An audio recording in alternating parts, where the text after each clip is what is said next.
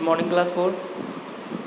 आज हम लोग सर्वनाम पढ़ेंगे पाठ 7। तो आइए हम लोग पढ़ते हैं। यहाँ पे आप देखोगे कि लिखा हुआ है, मनिका बोल रही है तू कल स्कूल क्यों नहीं आई। तो आलिया जवाब देती है, मेरी तबीयत ठीक नहीं थी। क्या अध्यापिका मेरे बारे में पूछ रहे थे। मनिका हाँ, उन्होंने मुझसे पूछा।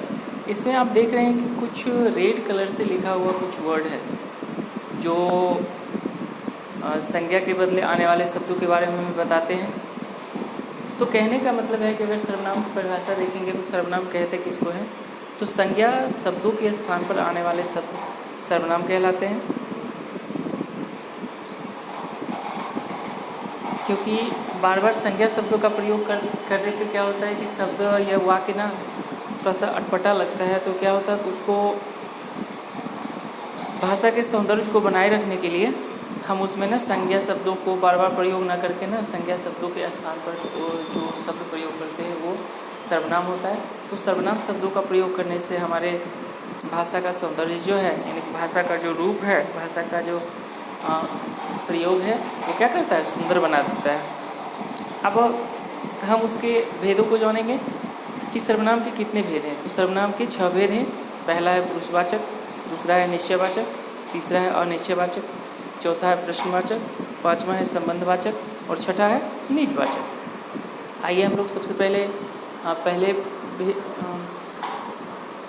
परिभाषा के पहले भेद को पढ़ते हैं। सबसे पहला है पुरुषवाचक सर्वनाम।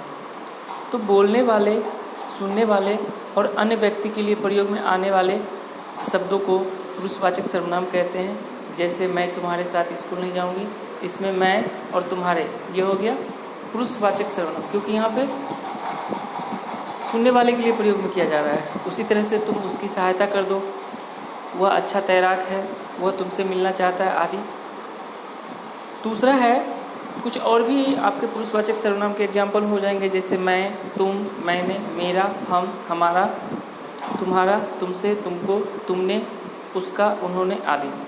आइए हम लोग दूसरा देखते हैं, निश्चयवाचक सर्वनाम। तो जो सर्वनाम शब्द किसी निश्चित वस्तु या व्यक्ति के लिए प्रयोग में लाए जाते हैं उसे निश्चयवाचक सर्वनाम कहते हैं। जैसे वह, इसे, इसका, उससे। और आगे बढ़ने से पहले सभी बच्चे इस बात का ध्यान रखेंगे कि वीडियो को ध्यान से देखना है और जो कही गई बातें हैं उसको ध्यान से सुनना है। अगर कहीं भी कुछ त्रुटि होती है आप क्लास में पूछ सकते हो डाउट्स। ओके, आइए हम लोग आगे बढ़ते हैं। तीसरा है अनिश्चयवाचक सर्वनाम। तो जिन सर्वनाम शब्दों से किसी निश्चित वस्तु या व्यक्ति के बारे में पता नहीं चलता है उसे अनिश्चयवाचक सर्वनाम कहते हैं। जैसे किसी की पुस्तक गिरी पड़ी है, किसी ने पुकारा था, कोई दरवाज़ा खटखटा रहा है, दाल में कुछ काला मिला आदि। आइए हम लोग चौथा देखते हैं, प्रश्नवाचक सर्वनाम। तो जो सर्वनाम सब प्रश्न पूछने के काम में आते हैं उन्हें प्रश्नवाचक सर्वनाम कहते हैं। जैसे किसने, किसका, कब, कौन आदि। यहाँ तक समझ में आ गया सबको। चलिए हम लोग आगे बढ़ते हैं। पांचवा है संबंधवाचक सर्वनाम। तो जो सर्वनाम सब वाक्य के दूसरे सर्वनाम से संबंध बताते हैं उन्हें संबंधवाचक सर्वनाम कहते हैं। जैसे जो पढ़ेगा वह सफल होगा, जिसकी लाठी उसकी भैंस, जो आया था उसका नाम इरफान है। अंतिम है आपका निजवाचक सर्वनाम। तो जिन शब्दों का प्रयोग बोलने वाला अपने लिए करता है उसे निजवाचक सर्वनाम कहते हैं। जैसे मैं अपने आप आ जाऊंगी, मैं स्वयं चाय बना लूँगा इत्यादि। तो चैप्टर समझ में आ गया होगा आप सबको।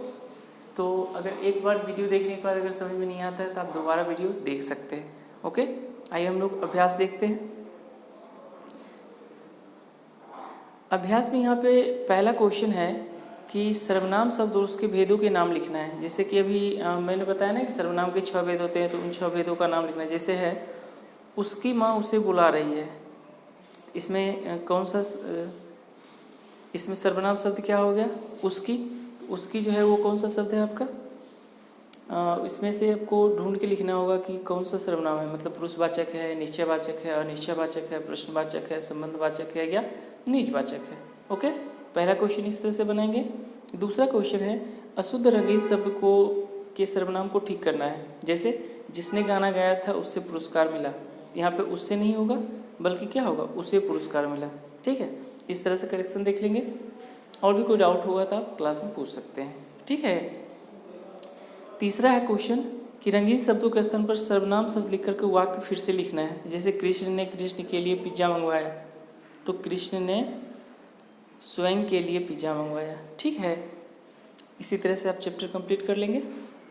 Thank you.